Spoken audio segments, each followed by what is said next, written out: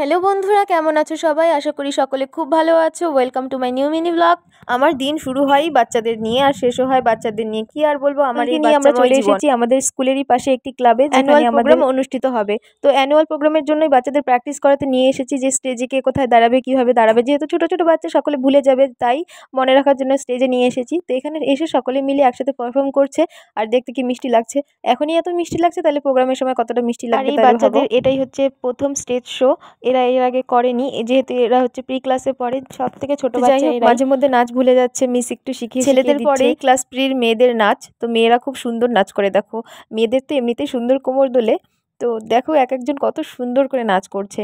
তো এখনও তো ইউনিফর্মে নেই, ইউনিফর্মে যখন নাচ করবে তখন আরও ভালো লাগবে।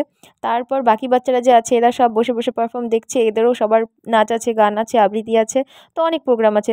তো সবাই বসে বসে এখানে বোর হচ্ছে, যেহেতু স্কুল না, স্কুল থেকে অন্য জায়গায় নিয়ে এসেছি, তাই বাচ্চারা দৌড়াদৌড়ি করতে পারছে না। সামনেই আছে রাস্তা, রাস্তায় গেলে সেখানে গাড়ি ঘোড়া আছে। আর ওই যে দেখো স্টেজটা দেখা যাচ্ছে, স্টেজে সব বাচ্চারা পারফর্ম করছে। স্কুলের অ্যানুয়াল প্রোগ্রাম অনুষ্ঠিত হয়। তো এবারের থিম হচ্ছে স্কুল।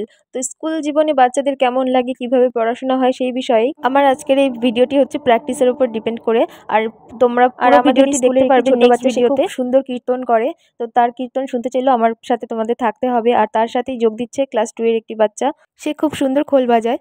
তো দুজনে মিলে সুন্দর একটি কীর্তন পারফরম্যান্স করবে। আর আমাদের প্রোগ্রামের এবারের মূল আকর্ষণ হলো ম্যাজিক শো। বাচ্চারা দেখতে অনেকই পছন্দ করে। আশা করছি বাচ্চাদের খুব মজা হবে, খুব আনন্দ করবে বাচ্চারা। আর এত কিছু করে আমাদের এখান থেকে বাড়ি যেতে যেতে প্রায় 4টা বেজে গিয়েছিল। প্রচুর টায়ার্ড হয়ে গিয়েছিলাম, খাওয়া দাওয়া সব বাদ গেছিল, টিফিন করার সুযোগটাও পাইনি। পরপর দুদিন এই প্র্যাকটিসের উপরই গিয়েছে আমাদের।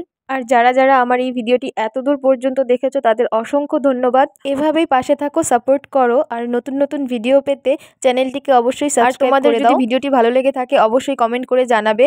দেখা হচ্ছে নেক্সট ভিডিওতে। সকলে ভালো থাকবে, টাটা।